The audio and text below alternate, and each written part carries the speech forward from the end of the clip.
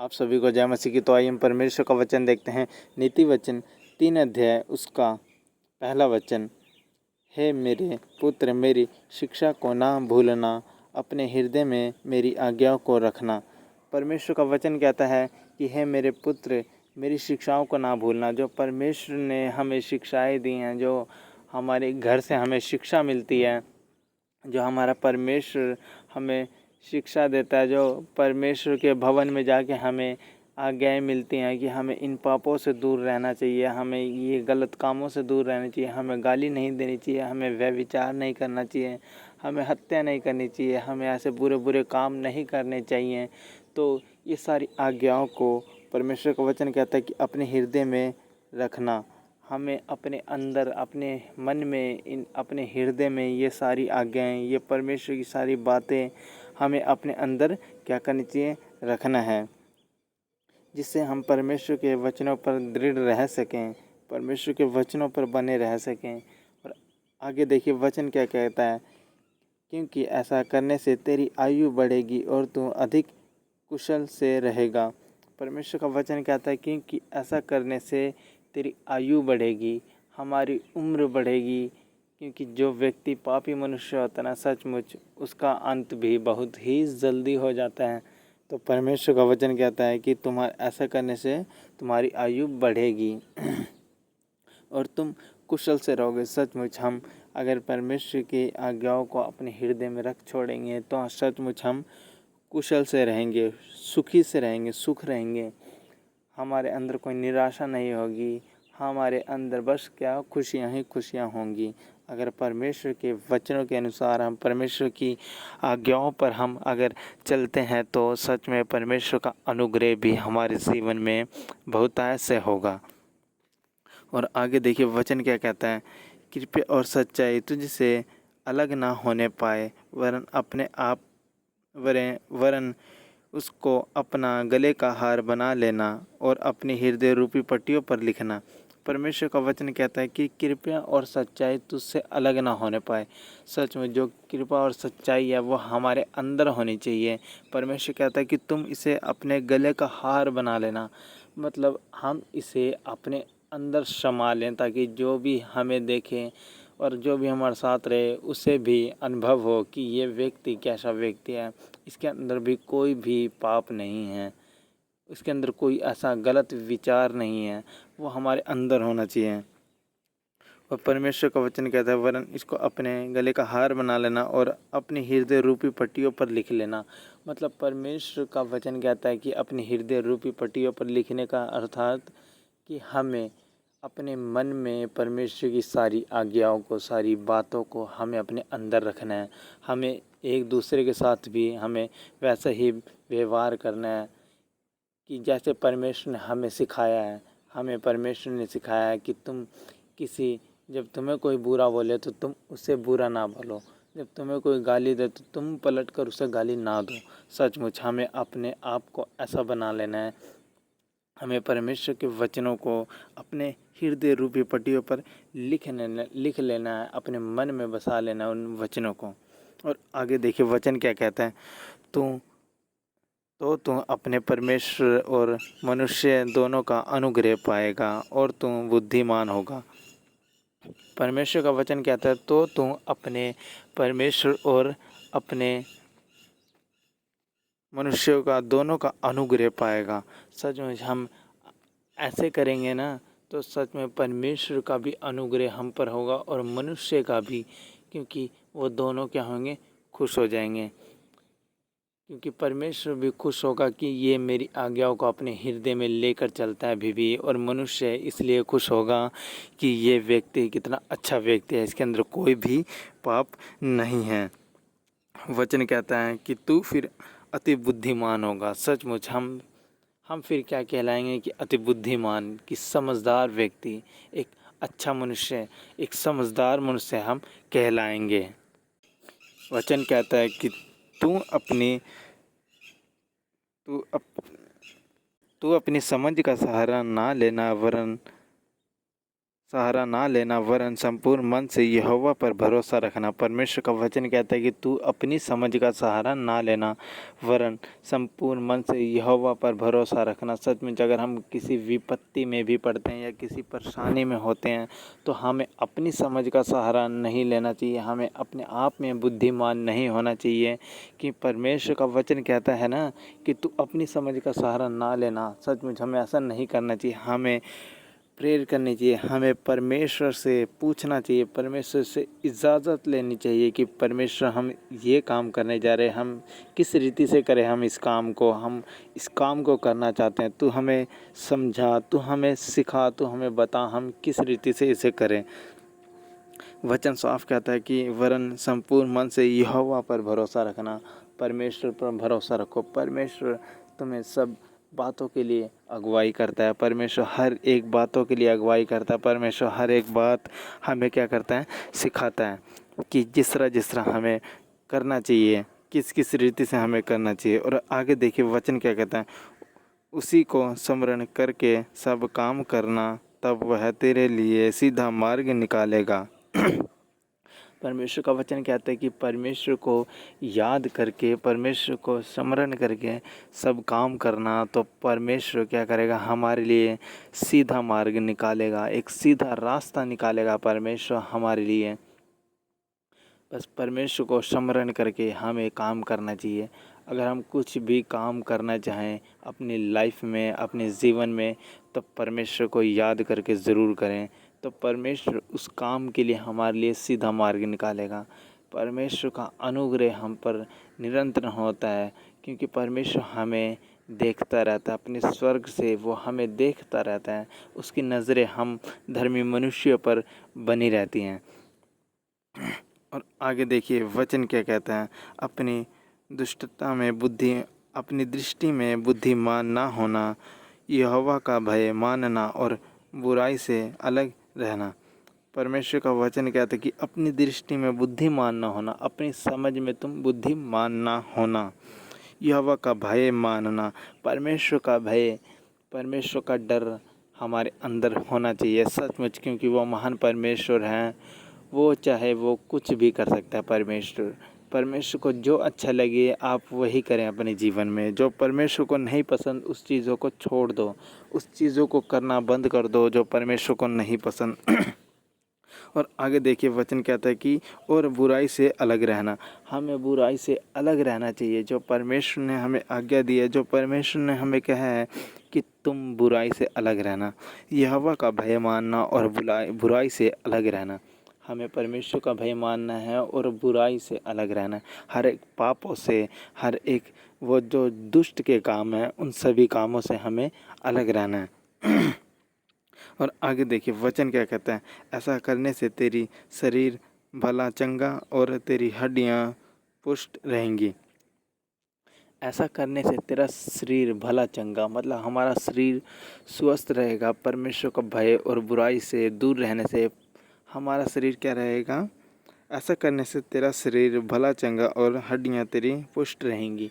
सचमुच हमारा शरीर अगर ऐसा करेंगे ना, हमारा शरीर भला चंगा रहेगा, हमारे शरीर में कोई भी दुख तकलीफ़ नहीं होगी, हमें कोई परेशानी नहीं होगी, हमें कोई बीमारी नहीं होगी। परमेश्वर का अनुग्रह, क्योंकि उसका अभिषेक हमारे ऊपर निरंतरन बना रहता है, उसका अनुग्रह हमारे जीवन में बना रहता है। सचमुच हमारा ऐसा करने से हमारी हड्डियां तक, हमारी परमेश्वर हमारी हड्डियों की भी क्या करता है, रक्षा करता है, हमें संभाले रखता है हमारा परमेश्वर। उसका अनुग्रह हमारे जीवन में निरंतरन बना रहता है। और आगे देखिए वचन क्या कहता है, अपनी संपत्ति के द्वारा और अपनी भूमि के सारी फलीजी उपजा देकर यहोवा की प्रतिष्ठा करना। मतलब परमेश्वर का वचन कहता है कि अपनी संपत्ति के द्वारा और अपनी भूमि की सारी पहली उपजा देकर यहोवा की प्रतिष्ठा करना।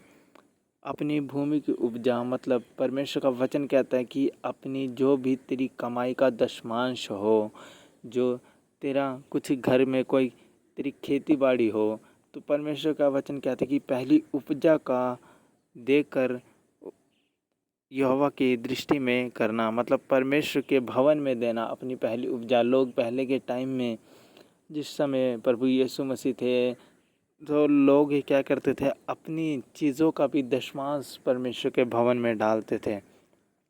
परमेश्वर के भवन में उस दशमांश को बोते थे, उस बीज को बोते थे, उस भवन में वो लेकर जाते थे। जो वहाँ के याजक लोग थे, जो वहाँ के पास्टर लोग थे उस समय के टाइम के, वो उनको सौंपते थे। इस तरह अब हमें अपनी कमाई का दशमांश भी परमेश्वर के भवन में देना चाहिए। जो हम कमाते हैं दशमांश, जो हम कमाई करते हैं, उसका 10वां अंश परमेश्वर के भवन में हमें देना चाहिए, उसका बोना चाहिए परमेश्वर के भवन में। और आगे देखिए वचन क्या कहता है, इस प्रकार तेरे खत्ते भरे पूरे रहेंगे और तेरी सरकंडों को नया दाख मध उमड़ता रहेगा। परमेश्वर का वचन कहता है कि इस तरह तेरे खत्ते भरे रहेंगे। परमेश्वर का वचन कहता है कि जिस चीज़ में से तुम मुझे दोगे वो चीज़ तुम्हारी कभी घटने ना पाएगी। परमेश्वर का वचन कहता है कि तुम्हारे खत्ते, घर के खत्ते बने रहेंगे, भरे रहेंगे पूरे। जो हमारे बैंक बैलेंस हो, चाहे वो कुछ भी चीज़ हो, हमारे घर की जिस चीज़ में से हम परमेश्वर के भवन में दशमांश डालते हैं, सभी चीज़ें भरी रहेंगी। परमेश्वर का वचन कहता है तुम्हारे सरकंडों में से नया दाख मध उमड़ता रहेगा। मतलब परमेश्वर का वचन कहता है कि तुम्हारी घर में किसी चीज़ की घटी ना होगी और वो भरती जाएगी और वो उमड़ती जाएगी। सच में परमेश्वर का वचन आगे देखिए क्या कहता है, हे मेरे पुत्र, यहोवा की शिक्षा से मुँह ना मोड़ना, और जब वह तुझे डांटे तब तुम बुरा ना मानना। परमेश्वर का वचन कहता है कि हे मेरे पुत्र, यहोवा की शिक्षा से मुँह ना मोड़ना। सचमुच हमें परमेश्वर की शिक्षा से अपना मुँह नहीं मोड़ना चाहिए। हमें परमेश्वर की शिक्षा पर निरंतर बने रहना चाहिए, क्योंकि परमेश्वर महान परमेश्वर है। और उसका वचन कहता है जब वह तुम्हें डांटे तब बुरा ना मानना। सचमुच अगर हम परमेश्वर हमें डांटता भी है, अगर परमेश्वर के जो लोग हैं वो हमें डांटते हैं, तो हमें उनकी बात का बुरा नहीं मानना चाहिए, क्योंकि वो सभी परमेश्वर के लोग होते हैं। सभी परमेश्वर के जो हमें सिखाते हैं वो अगुए होते हैं हमारे। परमेश्वर ने जो हमारे ऊपर ठहराए होते हैं, जिस तरह हमारे चर्च के कलीसिया के हमारे पास्टर हो गए, हमारे सेवक लोग हो गए, वो अगर यदि हमें डांटते भी हैं तो सचमुच हमें बुरा नहीं मानना चाहिए, क्योंकि वो परमेश्वर के जन हैं। वो हमें सिखाते हैं परमेश्वर के बारे में कि हमें किस रीति से कैसे आगे बढ़ना चाहिए। वो जो भी हमें सिखाते हैं हमें उसे एक्सेप्ट करना चाहिए, क्योंकि परमेश्वर का वचन हमें यही सिखाता है कि हे मेरे पुत्र, मेरी शिक्षा से मुँह ना मोड़ना। जो शिक्षा है वो हमें परमेश्वर के जो सेवक हैं वही हमें सिखाते हैं, और शिक्षा वो हमें बताते हैं, तो हमें बुरा नहीं मानना चाहिए और परमेश्वर की शिक्षा से हमें मुँह नहीं मोड़ना चाहिए। और वचन कहता है क्योंकि यहोवा जिससे प्रेम रखता है उसको डांटता है, और जिससे कि बाप उसे बेटे को जिससे वह अधिक चाहता है। परमेश्वर का वचन कहता है क्योंकि यहोवा जिससे प्रेम करता है उसको डांटता है। सचमुच परमेश्वर जिससे भी प्रेम करता है, परमेश्वर जिन लोगों से प्रेम करता है उन लोगों को परमेश्वर ताड़ना भी देता है, उन लोगों को परमेश्वर डांटता भी है। उन लोगों से प्रेम करता है जिससे परमेश्वर जिन लोगों से प्रेम करता है परमेश्वर उन लोगों से गुस्सा भी हो जाता है। सचमुच ऐसा सच्ची है। और वचन देखिए क्या कहता है कि जैसे कि बाप उस बेटे से जिसको वह अधिक चाहता है।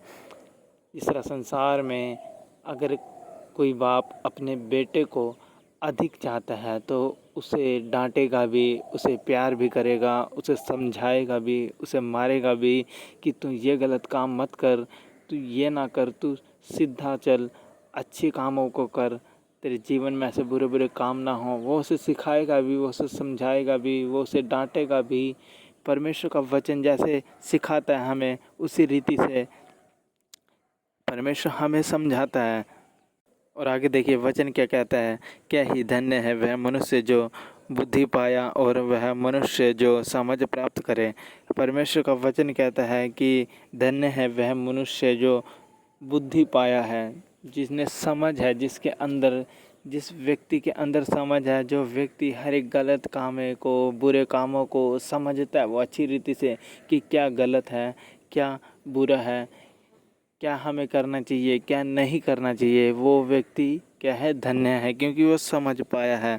और वह मनुष्य जो समझ प्राप्त करे, क्योंकि परमेश्वर कहता है कि वह मनुष्य जो समझ प्राप्त करा है वह मनुष्य क्या है, धन्य मनुष्य है सचमुच। और वचन आगे देखिए क्या कहता है, क्योंकि बुद्धि की प्रतिष्ठा चांदी की प्रतिष्ठा से बड़ी है और उसका भला चोखा से सोने के लाभ से भी उत्तम है। परमेश्वर कहता है क्योंकि बुद्धि की प्रतिष्ठा चांदी की प्रतिष्ठा से भी बड़ी है। सच में अगर बुद्धि है ना जो, वो चांदी के समान से भी क्या है, बड़ी है। और वचन देखिए आगे क्या कहता है, वह और उसका भला चोखा सोने से भी भला से उत्तम भी है। परमेश्वर कहता है जो सोने से भी चोखा होता है, जो एकदम बढ़िया सोना होता है, कि उससे भी उत्तम है वो क्या है, बुद्धि उससे भी उत्तम है कई ज़्यादा। और वचन देखिए आगे क्या कहता है, वह मोंगों से अधिक अनमोल है और जितनी वस्तुओं की तू लालसा करता है उनमें से कोई भी उसके तुल्य ना ठहरेगी। परमेश्वर का वचन कहता है कि जितनी वस्तुओं की तू क्या करता है, लालच करता है, जितनी भी वस्तुओं की तू उपासना करता है, उन सब से अधिक अनमोल है बुद्धि जो परमेश्वर ने हमें दी है, जो समझ परमेश्वर ने हमें दी है। अगर ये सभी वस्तुएं भी तुम्हारे पास हो और तुम्हारे पास बुद्धि ना हो तो तुम एक ठनठनाता पीतल छनछनाती हुई झांझ के समान बन जाओगे, बस खाली खोखला अंदर से। तुम्हारे अंदर जब समझ नहीं होगी तो तुम किस रीति से इस चीज़ों को यूज़ करोगे। परमेश्वर का वचन कहता है कि इन सभी चीज़ों से अनमोल बुद्धि है, चाहे वो चांदी हो, चाहे वो सोने के लाभ से भी उत्तम है बुद्धि। हमारी बुद्धि अगर हमारे पास है ना तो सचमुच इन सभी चीज़ों की भी हमें वस्तुओं की ज़रूरत नहीं है। परमेश्वर का वचन देखिए आगे क्या कहता है कि उसके दाहिने हाथ में दीर्घ आयु और बाएं हाथ में धन और महिमा है। परमेश्वर के सचमुच अगर परमेश्वर को स्मरण करके परमेश्वर के वचनों को अपने हृदय में रख छोड़ोगे ना तो परमेश्वर तुम्हारे ऊपर इतना अनुग्रह करेगा, क्योंकि उसके हाथ में दीर्घायु और उसके बाएं हाथ में धन और महिमा है। सचमुच परमेश्वर के पास सब कुछ है, परमेश्वर के पास धन भी है, परमेश्वर के पास महिमा भी है जो परमेश्वर हमें देता है अगर हम परमेश्वर के वचनों के अनुसार अपना जीवन बिताते हैं। तो परमेश्वर हमें धन से भी तृप्त करता है, क्योंकि उसके बाएं हाथ में धन और महिमा है। जो भी उसके हाथ में है वो हमें देता है, क्योंकि परमेश्वर के पास धन भी है। परमेश्वर बहुत ही ज़्यादा, क्योंकि स्वर्ग का क्या है, मालिक है, स्वर्ग का राजा है परमेश्वर। वो हमें हर एक चीज़ों से तृप्त करता है वो। फिर परमेश्वर अगर हम परमेश्वर के वचनों के अनुसार चलते हैं तो हमारा जीवन सच में बहुत ऐसे आनंद का जीवन हो जाता है। उसके वचनों पर चलना है हमें, यही वचन से हमें शिक्षा मिलती है कि हम परमेश्वर के वचनों पर चलना है, निरंतर उसके वचनों पर बने रहना है। इस वचनों के द्वारा आप सभी को बहुतायत से आशीष मिले, आप सभी को जय मसीह की बस यही आशा कि आप परमेश्वर के वचनों पर चलें, निरंतर उसके वचनों को अपने हृदय में रख छोड़ें। आप सभी को जय मसीह की।